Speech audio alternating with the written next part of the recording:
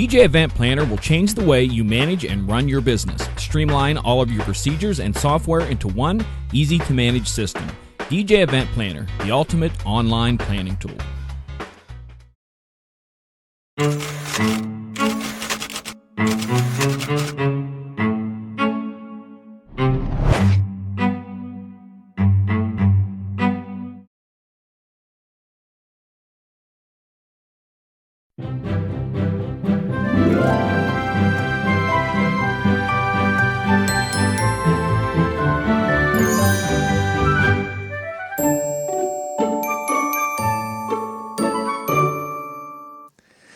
And now, ladies and gentlemen, it is time for Wedding Chat with Dave Ternier and Jeremy Brech. No, really, you're on.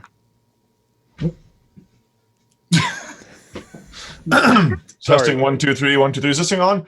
Everybody, Hey guys, welcome. I was trying to do that really awkward stare eating popcorn thing, and like every time I reached down for my popcorn, I really got nothing. But so it really took away the dramatic approach of that whole thing. But the awkwardness was there.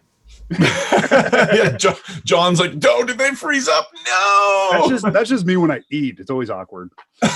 Well, hey guys, it is Jeremy Brech and Dave Ternier. We are excited to be here once again. Hello. We were off last week, well, because obviously we're every other week now, which is actually great for us. It helps us with balance and family, and hopefully that does that for other people as well. But hopefully it gives you a little bit of a anticipation or a little bit of a break, whichever one you need, as we come into our show every other week now. So it's good. Hopefully you guys are cool with that. For the sake of our family and our balance of life. So Indeed. Dave, and you of course did the same haircut thing going. Whoa. Not crazy? Wait. Has Glenn Mackay got the same haircut? Because if so, we need another photo. No, I think he actually shaves his head now. Glenn, wow. I know. So what happens when you're down under? When you're down under. So good evening, everyone. Welcome to Wedding Chat. Yeah. I'm Dave up in Canada. There's Jeremy down in South Dakota. Way down in South Dakota. Yeah, you're down under. In my books. Well, but I'm in the northern part of the U.S., so it's, I don't know. I'm like in the central. I'm in the middle of everything. Yes, you are. I'm in the Midwest of it all. I'm sure everybody knows, but of course, just a reminder, DJNTV.com/tickets. Use promo code DJNTV Show 2020 for a sweet deal on the show coming up in February. Yeah. So if you do not know about the show, make sure you go check out. Where have you been? Make sure you go check out the website. Go to DJNTV.com/Vegas. And you can also find the Facebook page. You'll be able to find all the details on there. There's a lot of great presenters. And I actually asked my wife tonight, I'm like, hey, we would love to have you on the show tonight and kind of talk about some of the things that, we're going to be discussing in our presentation. So again, if you have not heard, the first thing is I'm not talking any lighting. I'm not discussing anything about lighting. Because I think a lot of people just realize that I'm this lighting guy, which yes, I love lighting. I love doing design, but we do so much more than that in our business. And I couldn't run my business without my partner in crime, which is my wife. And it's funny because I think I talk about this every time we have this conversation, but people are always like, how can you work with your wife? It's like, well, how can you live with your wife if you can't work with her? Why can you live with her, but you can't spend another 8 hours in the day with her, or, whatever that balance is. We really don't see each other.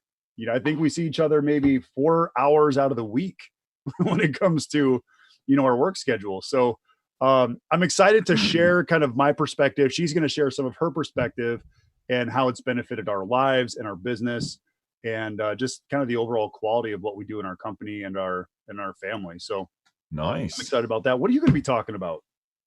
What am I going to be talking about? Yeah. Can't share that just yet. Oh, okay. All right. No. I have some plans. Well, every time I've seen you speak, you've done a phenomenal job. So I am looking forward to your presentation. You've seen me speak once. It was phenomenal, though. It was fun. Actually, there's been some talk about maybe doing that presentation or a variant of it, because this would be a very new audience that hasn't heard that presentation at all. So That's what, yeah. Word of mouth is the presentation Jeremy's talking about. I essentially have a business that survives almost only on word of mouth. And if anybody was to check my social media channels for my business and my website, you'd know exactly what I mean. And billboards. There's one billboard in the Manitoba whole community, and Dave owns it. Yeah, so word of mouth has been like insanely powerful for me. And yeah, I have done a presentation, 40 minutes, on all of the different ways I leverage word of mouth to work in my favor, split into 3 categories. So if that's what people want me to speak on, that's a very strong contender. Don't do it. So it's funny that you talk about that. I had a sales meeting today. We're actually talking about wedding MBA, and we'll get there. But I want to talk about this because I thought this was so strange. I met with a couple today, and I always ask that question, well, how did you hear about us? And the groom's like, you know what? Here's the strangest thing. Typically people will ask, who do you have for your photographer, or who's doing your floral? Who's doing this? Who's doing that? Yeah. But he's like, I had multiple people. It wasn't just one person. It wasn't just 3 people. It was like multiple people. They didn't ask who's going to be your DJ or who's your DJ. They asked the question, are you going to use DJ Jer? Are you going to have DJ Jer? Like, they specifically asked that question. And it was multiple people. And that is nice. The first time I've ever heard anybody say that. And so I'm thinking, cool. Okay, who are these people? I would love to know who he was talking to, and just say, thank you. I'm flattered. B, thanks for helping me, with my sales pitch. Yeah. Because that, like you said, word of mouth is so powerful. And for that conversation, instead of being a question of who's it going to be, it's, are you using that specific person, and so on. So I thought that was pretty flattering. I was pretty humbled by that. That was cool. That's really cool. I mean, I think that's obviously a reflection of some of the celebrity that has been created around the brand of DJ Jer, right? Yeah. I mean, that's celebrity at work right there. And I think that's where every DJ aspires to get to. So now I just need to become a celebrity, and then I'll be well off. But yeah, well, you're a celebrity in some circles, maybe not for quite the reasons you were hoping. So I won't. I do have a YouTube channel, but I'm not going to post those videos. By the way, Glenn Mackay has a comment about the hair. His comment is simply 4 words. Mine has less gray. No, it doesn't. I've seen his. The silver fox, folks. So you were at Wedding MBA last week. Yeah, I was going to say we were. I was not.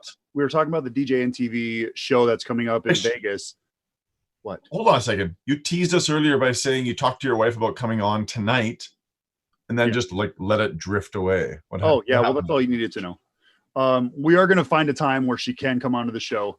The answer is no, Dave. She's not coming on tonight. Is not the night. We had kids dropping off at church.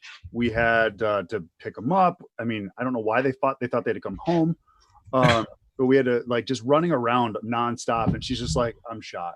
She's like, I can't do it tonight. That's fair. And I'm like, all right, I get it. And again, so that whole thing, that's what our seminar is going to be about. So again, I think it's going to be a fun seminar. She does not like to speak in front of a lot of people. So we're going to see how this goes. I think having her on the show might actually be a good kind of a warm up to how she's going to be involved in that presentation. So it'll be good. But so the cool thing with that, talking about DJNTV show in Vegas is, we're going to talk about Wedding MBA, but I encourage people, whether it's the DJNTV show in Vegas, or it's Wedding MBA, or it's LDI, or it's Mobile Beat, or whatever that show is, networking is such a powerful thing. Yeah, and that is why we have been very successful in, meeting the right people when we go to these conferences, because we take time to get to know people and understand about their business. So the thing I loved about Wedding MBA is it's not just DJs. It's not just, photo booths. It's not, there's a variety of everybody, officiants, floral. And, DJs are probably thinking, well, why do those people matter when it comes to my DJ business? Well, think about it this way. And this is how I kind of explain it to couples. When we do a wedding, as an MC, we are the ringleader of that reception. Yeah. We have to know everybody's role. We have to know exactly what they're doing. They have to know exactly what that timeline looks like, what the flow of the event is going to be, with the locations of all the different opportunities, such as a introduction, whether it's you're doing a surprise introduction where all the bridesmaids and groomsmen are coming in this door, and then all of a sudden the bride and the groom come through this door. Misdirections, those type of things. Photographers need to know those things, and so it's great to go to conferences like Wedding MBA, where I have now an opportunity to talk to cake decorators. I have a chance to talk to florists, and I have a chance to talk to photographers and videographers and officiants. Ask an officiant, what is it that you hate about DJs? Or what is it that you hate when you're doing an outdoor ceremony?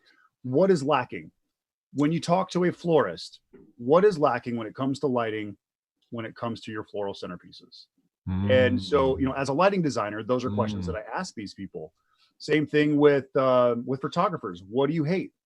And luckily, as DJs, we finally have gotten away from these laser dots and like these moving crazy lights, and production levels have gotten a lot better and bigger. Mm-hmm. And it's funny, but there's still a lot of DJs that are still using cheap lights that are just going through Sound Active, and they're not actually interacting with the dance or the moment. They're just on. So again, the networking with a lot of those professionals in the different categories of the wedding industry, I think is extremely powerful. So again, looking at the DJNTV conference here coming up in February, I think it's going to be really powerful that we're now combined with Photo Booth Expo. Yeah. And there's 4,000 people that were there last year. I mean, Photo Booth Expo, yeah. Imagine the networking you're going to be able to do as a DJ with photo booth companies. And also, if you're looking into getting into photo booths, you now have an opportunity to dig into some of that education and so on. So again, when I go to a conference and talking about Wedding MBA, that's one of my biggest takeaways, is not so much of the education sitting in the seats, but the education of talking to people and getting to know what their perspective is of us on the outside. Mm-hmm. Got it. So how was Wedding MBA overall this year? Was it as good as before? Was it flat? Was it a little bit? So the energy this year was incredible. And the reason I say that is, I'm involved in the show. I help out with, some of the lighting and stuff, or just really simple stuff for the stage, as well as anything that Shannon, who puts the show on, if she ever needs help. So like when David Tatera does his presentation, this is the third year he's been there. I help out with moderating and the Q&A. And again, I basically built this relationship with Shannon. So she knows that she can trust me. I know that I kind of know what she needs done in that entire process as well. Right. And so, asking it, when I talked about the energy, I'm like, wow, it's amazing this year. And they had like, which they call the Cottonwood, which is their main stage. Yeah. I was looking and I'm like, man, it's just packed. Like it's full in this room, and there's got to be over 3,000 seats. And I asked her, I said, what were your ticket sales this year? How many badges did you guys hand out? And she said, I'm sure this is with the vendors and everything. So vendors, the trade show, the education, everything, they had just under 5,500 people at this show this year, which is it's incredible. When you think about 5,500 people of all industries coming to this one conference and sharing, socializing and just really, really just coming together to share. I think that was such a cool thing. So it was a good energy. So did you have any main takeaways? So I'm looking at Cottonwood Room, Monday, full house, sales storm, venue fixation, demanding couples. Some of the themes that were on stage that day, some of the presentations. Any of them? Oh, you're looking at okay. Yeah, so I actually did sit into some of the venues, and I thought was kind of interesting. They, some of the things that they brought up was like basically finding specific vendors and having them exclusive. Some of the venues talked about that. It's a common thing up here. yeah, they had a Q&A thing, and they asked these 5 people on this panel. They said, do you work with exclusivities, and do you, how do you handle those, or those type of things? Uh-huh. And there was most of them said, no, we don't have exclusive vendors because what we do is we now eliminate the opportunity for our couples. We take away the possibilities, because our couples aren't always looking for the same exact DJ. They're not always looking for the same kind of company. And that's a great thing, I feel, because I'm not the best fit for every client. A, price wise, I'm not the best fit for every client. And B, my personality type is not the best fit for every client either. Right. I have people in my market that, what? Yeah. Oh, I have people in my market that are like, they would crush a mitzvah. I mean, they're very excited. They're breakdancing, that kind of thing. And they're doing that for a wedding. They are perfect for certain couples. You will not see me breakdancing on a floor. Yeah. So again, that's why I feel like you have to kind of leave that open as a venue, or, even a wedding planner. I talked to a wedding planner in my market, and I said, gosh, I wish we had the opportunity to work more together. She goes, well, I thought you were exclusive with this wedding planner. I'm like, oh my gosh, no. We work with all different wedding planners and so on. So she's like, oh my gosh, that's so good to know, because I would really love to use you. I just felt that you and this other wedding planner were basically a team, and you guys always did everything together, and your work was always together. So again, it was good to kind of clear that up. But it was really cool kind of hearing the venue's perspectives. Yeah, I mean that's a hot topic up here in Canada all the time, even as recent as 3 or 4 weeks ago on one of our main Facebook groups for the CPDGA, was venues creating exclusive arrangements. In this case, it was with DJs. Yeah. So were they saying from the stage that that's not the way they're wanting to go? Well, again, it was like 3 out of the 5 say, no, we don't do exclusive. And then the other 2 were like, this one guy owned like 20 venues across the North America. And he said, we have certain venues that we do exclusive. We have certain venues that we don't do exclusive. And the reason some of them were doing the exclusive is because we've seen, this is quote, he's like, we have seen so many DJ companies come in and don't treat our facility with respect. Yeah. And I mean, it's like, yeah, that makes perfect sense. It does.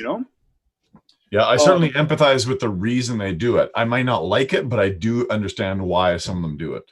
Yeah. Yeah, so that was good. I did sit in the DJ on Monday.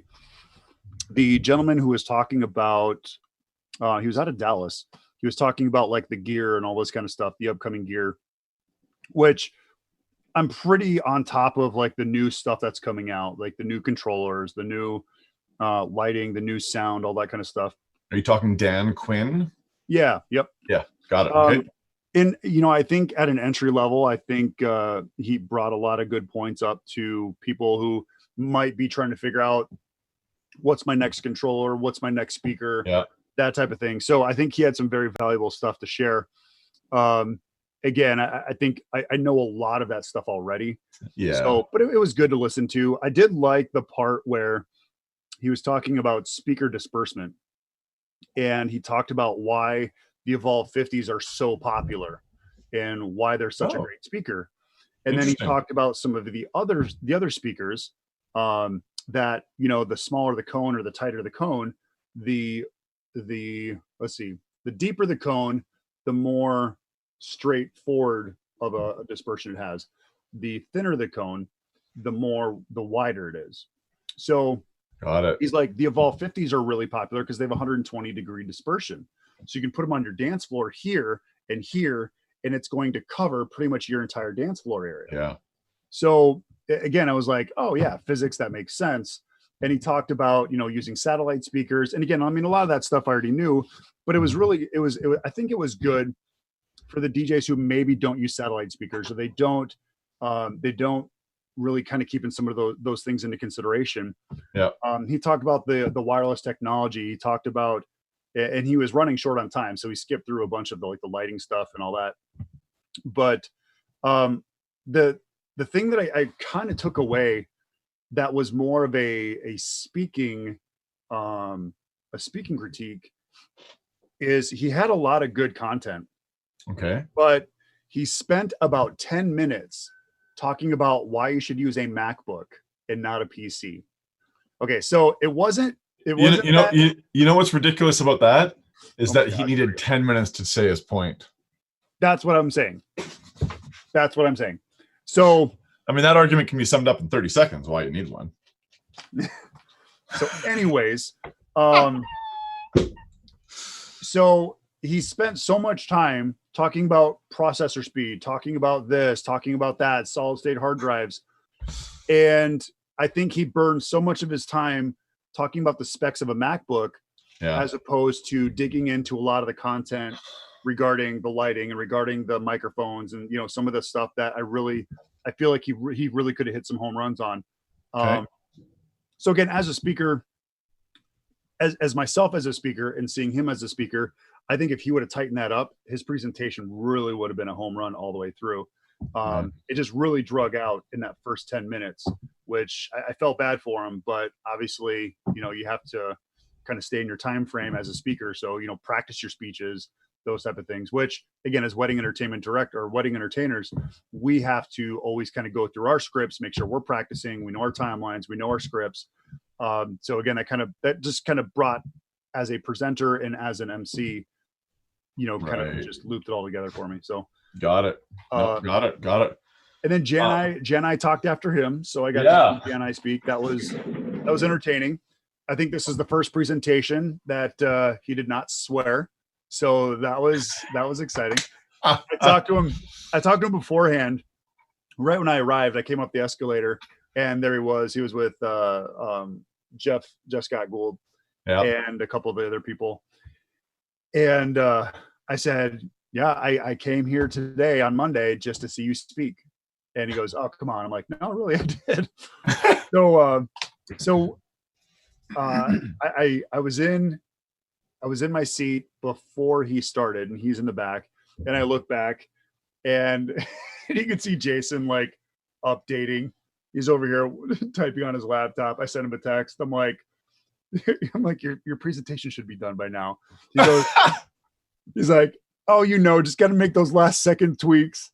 So listen, this is a guy who's used to giving a presentation at a conference about what he learned at the conference, staying up all night the night before building it. So I mean, I know. But no, he really did a great job. His presentation as a whole was really tight. He really kept everybody engaged. And again, it was fun to see him because, I've got to work with Jason for the last couple of years, working on Mobile Beat, those type of things. Yeah. And, for years, Jason was like, I don't want to speak. I don't want to present. I don't want to do any of that kind of stuff. And then he had 2 seminars this year at Wedding MBA. 2. So, yeah.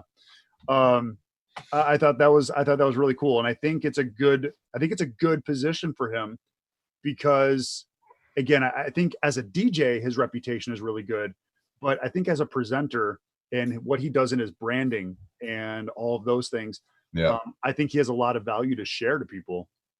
And, you look at some of these speakers that are traveling the country, they're making really good money speaking for 60 minutes at a time. We here in Sioux Falls, we're bringing in a guest speaker, which I can't mention it yet.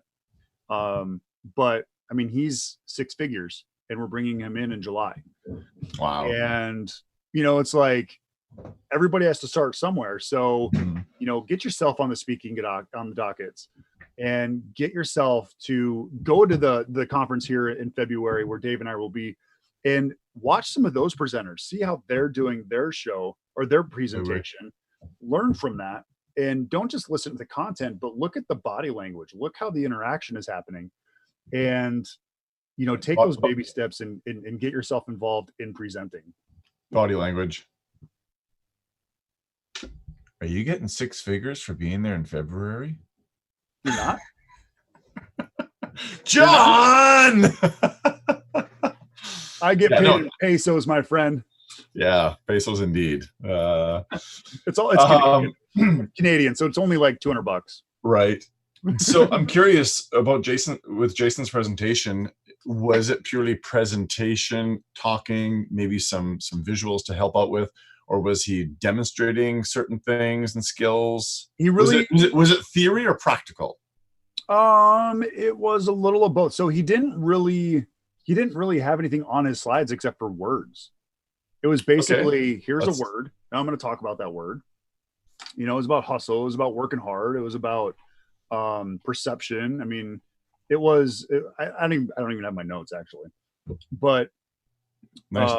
yeah. I mean, he didn't need this glamorous PowerPoint to get his point across. Yeah. And I think that's really powerful as a presenter, where if you can keep people engaged with what you're saying and what you're doing as opposed to what they're seeing, then I mean, it shows you as a really good presenter. And yeah.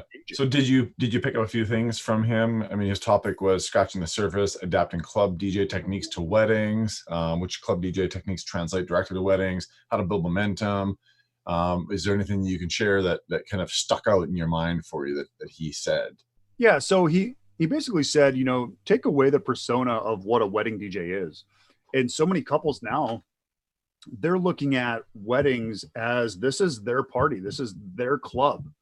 And he talked about, you know, when you're doing cocktail music or dinner music, he's like, I mix that whole thing. He's like, I'm not just putting it on. He said Rod Stewart's greatest hits. You know, I'm not. Oh yeah, don't do that. He's like, I'm not throwing that on there. He's like, I'm mixing. He's like, I want people dancing before the dance starts. So when we say, hey, the dance floor is open, they're like, oh, hell, I was already dancing. Let's get out there. So he talked about, you know, keeping people energized from the time they walk into the doors and not just playing candlelight music and being like, oh, everybody chill. You know, we want you to just be comfortable. He's like, no, I'm playing club music. I'm getting people excited in their seats. He's like, if they come out on the dance floor, I'll turn it up. He's like, I'll keep them going. So, yeah. And he kind of mentioned that, you know, so many DJs, well, okay, let me back up. He said, I'm at a wedding DJ I'm at a wedding conference. I don't need to tell club DJs to start working into weddings. He's like, what I need to do here is I need to tell all you wedding DJs to start working yourself into social, to clubs, to, you know, get yourself engaged into that atmosphere, because that's what people are going to want. And it allows you to step out of your comfort zone as a wedding DJ and really dive into the music and the culture around you. So again, I thought that was really cool. We don't do you do anything with nightlife? No. I mean, ages ago, a decade, 15 years ago, I did some stuff, but nothing major. No. You? No, we really don't get into that. And I think the big reason we started doing a couple years back, we started doing trivia. We started doing some of those things. The reason we kind of bowed out of that is because it's like, well, crap, now I got to find somebody to work that night because the person who was supposed to do it can't do it now. And, you know, trying to fill the schedule, trying to make sure that we keep the night engaging and fun. And, you know, I didn't need that stress for $75, $125. Yeah, It's not worth my time. If my guy can't show up, I'm not going to run away from my family to go do trivia for 2 hours at a bar.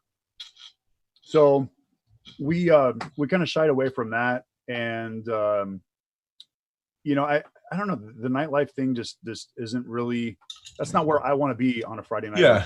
Well, and you guys, and I mean, Sioux Falls you know, Pinnacle Productions, they do a lot of interesting nightlife stuff as well. So, yeah. I mean, this is going back to what you were saying earlier, right? You know, you, Jeremy, are a fit for certain things. I'm a fit for certain things. Mm-hmm. And I think that's really, you know, a lot of people try to be everything to everyone. Yeah. Yeah, and, exactly. You know, kudos to guys like you who said, you know what? Nope, not going to fall into that trap. The busy trap, as they call it.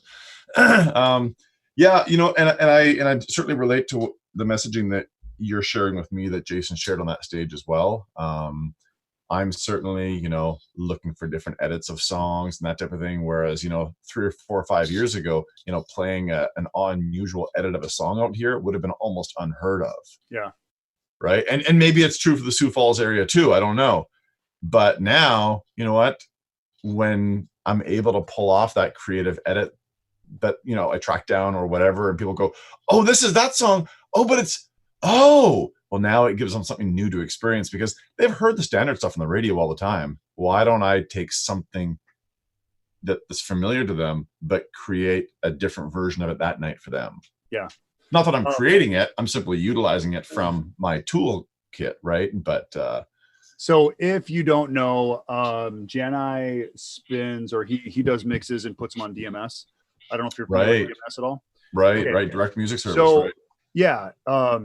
And I have a thing on DMS, and I'm like, you know what? I haven't been on there for a while. I'm going to go check it out. And he talked about, you know, throwing like that curveball in there and throwing some of those fun things. And he did that Tuesday night. He played, all of a sudden you heard that doo doo doo doo doo doo doo doo doo. You know, it's like the Little Mermaid opened up. But the funny thing is, like, people owned it. They loved it. Right. So I was on there, and as you know, Lizzo's "Truth Hurts" is a huge song right now. Yeah, everywhere. Yeah. And so I found this one. It was Lizzo versus Whitney Houston. It was "Truth Hurts, I Will Always Love You." Oh wow. Yeah. So there's a part in the song where Lizzo's like, love, and then all of a sudden you hear, it was and you can just tell it's like, oh my gosh, that would be such a fun energy and such a huge curveball. But right. You know, when that song drops and you hear Whitney Houston singing, everyone's gonna be like, oh, and they're just gonna sing. You know, they're just gonna be all in. Yeah. It doesn't matter if they can sing or not. They're just gonna scream from the top of their lungs singing that song. Right. So it is kind of fun to see some of those things on the, you know, on DMS and DMP and some of those other ones. And just so that, you know, for anybody out here that maybe doesn't do a lot of fancy cutting or mixing and that type of stuff, look, I'm not a mashup guy by any means, but, you know, some of the DJs that you all maybe look up to for those skills, one of the tools that they're bringing to the table that you're not is they're sourcing these incredible variants of these songs so that when they bring them into their set just gets this completely unique feeling that they're known for, which is why, you know, many of us know about these guys. Yeah. And, you know, speaking of when I was going through there, so for the last, I don't know, when did Old Town Road, that last spring, when Old Town Road first came out, I was looking at the BPMs and I'm like, okay, I need a good song to transition from that, because it's like, it's like what, 68? I mean, it's like super slow. Right. Which is like 136 if you double time it. So right. Yeah, exactly. So that's what I did. And I'm like, what would sound good with this? So then I found a good mix. I would use Old Town Road, and as soon as it would go into the, you know, as soon as it would get done with the opening, it took my horse. As soon as it would get done with that and go into like where he starts rapping, I drop the opening loop of oh my gosh, Timber by Kesha. So it's got that harmonica riff, which sounds very country-ish, and it actually matches beautifully with the song. You can play that entire loop through the entire song, and then as soon as it gets done with the song, then you have Kesha kick in. But when I was on DMS the other day, there's one that actually has that already embedded into the track. Yeah, it was like the first popular remix of that song that came out, I think. Yeah. So I again, I mean, open yourself up and go look at some of those music edits, and, you know, reach out to the people who are making these great music edits and see, you know, what they're doing, how they're doing it, and why they did what they did. Like I said, I never would have pictured Lizzo going into "I Will Always Love You," and when you heard it, you're like, oh my gosh, I got chills. It's so cool. So enough on that. Probably. So the other things from Wedding MBA, biggest takeaways. There was a gal, I wish I knew where she was from. I think it was like down south in Alabama-ish. But she did a Instagram presentation, and she was dynamite. Like, she was so good. Sarah is more focused on our social media stuff, so I don't have a lot to do with social media. I didn't really pay much attention to it, but I paid attention because she was engaging. She was a lot of fun. She was funny, and she had really good stuff to share. So she talked about some of the loopholes and some of the things that you could be doing in Instagram to really capitalize, using contests, using like all these different things. But my biggest thing that I focused on is, so she takes care of all the social, I take care of the website and everything. Alan Berg, always one of my favorites. And I had the opportunity to sit in his presentation. He had like, he's like 3 or 4 of them every time at Wedding MBA. But this one, I was like, okay, this one's on optimization and website layout and things like that, which I've seen before, but he always kind of gives it a different spin, or he does something different with it every time, which I thought was really valuable. A couple of the things that I really appreciated was, he talked about how people have such a short attention span anymore. And if your website is not focused for mobile, you're going to lose out. And we've been hearing that for the last 5 years. I'm like, yeah, mobile, we get it. But then he was actually showing what is going wrong when you open up a site on mobile. So what he would do was he would show the desktop version. Like, he's like, oh yeah, this is a beautiful picture. Here's a bride and groom. They're holding hands in front of this beautiful brick wall with all these vines coming down. It's a beautiful, beautiful photographer's dream picture right there. He goes, now let's look at it mobile. He showed it in mobile, and all you saw was a brick wall with vines. That was like the splash screen when you first opened up the website. You couldn't see the logo. You couldn't see any of that stuff. And he said, this is what's going wrong in mobile. So many websites are responsive, and they'll shift and they'll do this.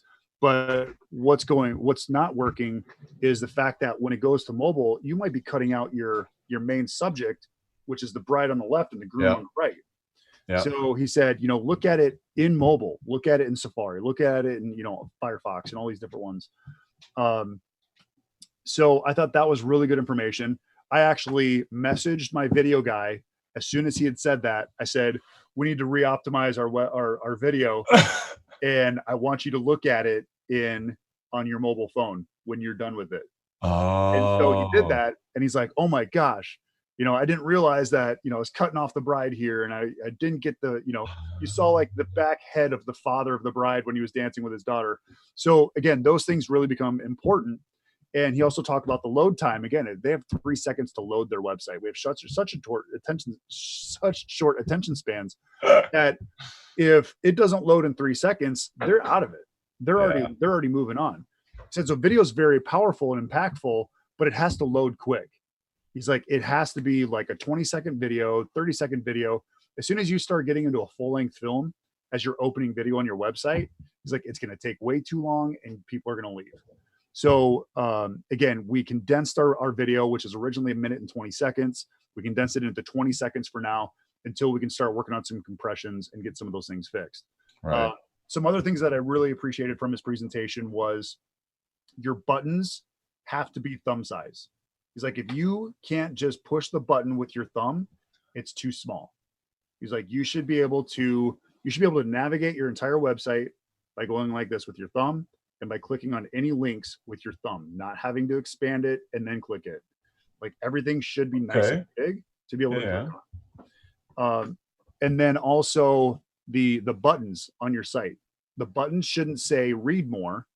They should be something that is going to engage them to actually want to click on it. So instead of, our team, we have the best DJs in the area, so on and so on, read more. He's like, it should not say read more, because people don't want to read more. They want to meet your team. So it should say meet my team or meet our team. So that call take away the generic language that has no personality whatsoever. Yeah. So again, I thought that he had a lot of great input. I have so many more notes on his presentation, but we actually have 5 minutes, and I just want to kind of open it up to questions, or I guess some things that you're looking at your social media and your website and your, those type of things. What are some of the things that you're kind of seeing as trends, or what's falling apart? Right. Quick comment here in the YouTube chat from G&M Event Group. I think I've heard of them before. He says, this must be in relation to when you broke out into Whitney Houston there. He writes, I come for the chat, but stay for Jair's singing. That's That's very good. Very good, Glenn. Hey, I see that Christy Osborne was at Wedding MBA. Did you see her presentation? Because I've seen her before, and she was really good when I saw her before.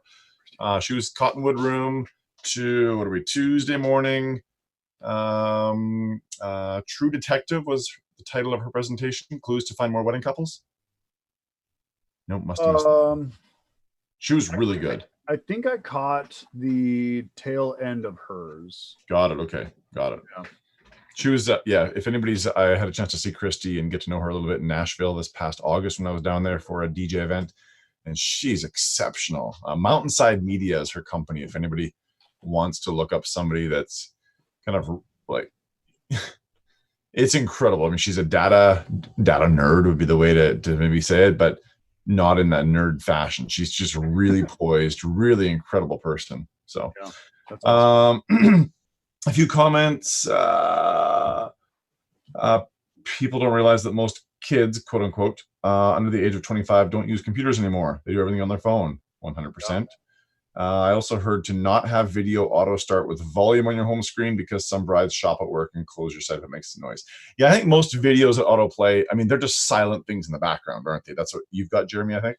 Well, so that's a great point, because there are certain plugins that you can put on your on WordPress that you can play the video and it will actually play the audio.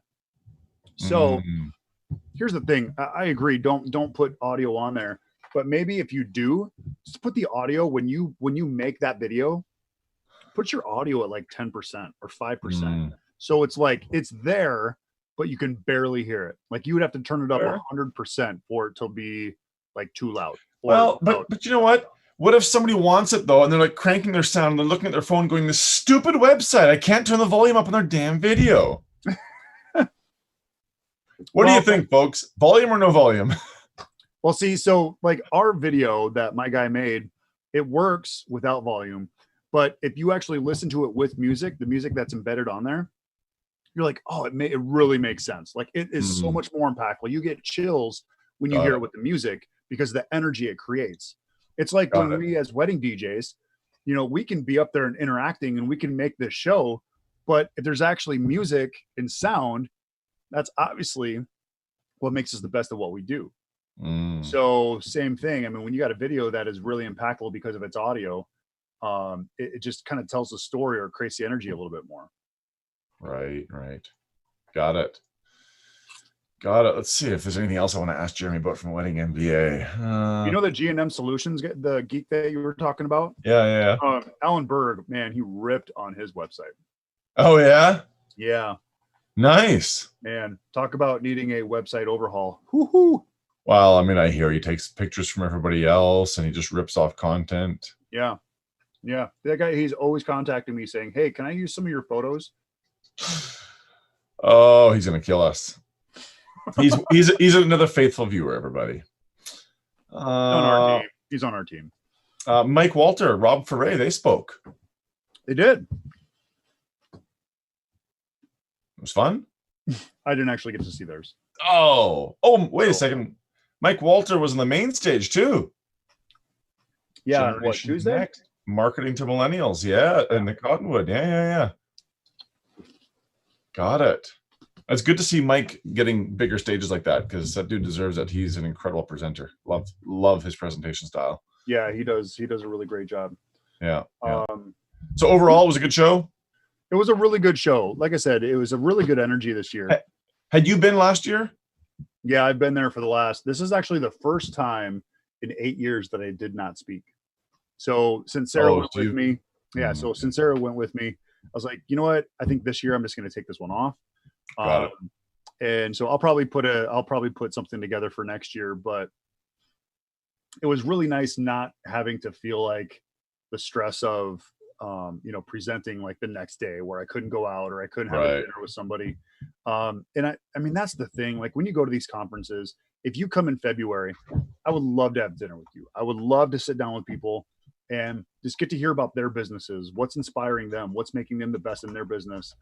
And I had some really great dinners and shared some really great ideas with people. That again, that to me, that networking is such a powerful thing.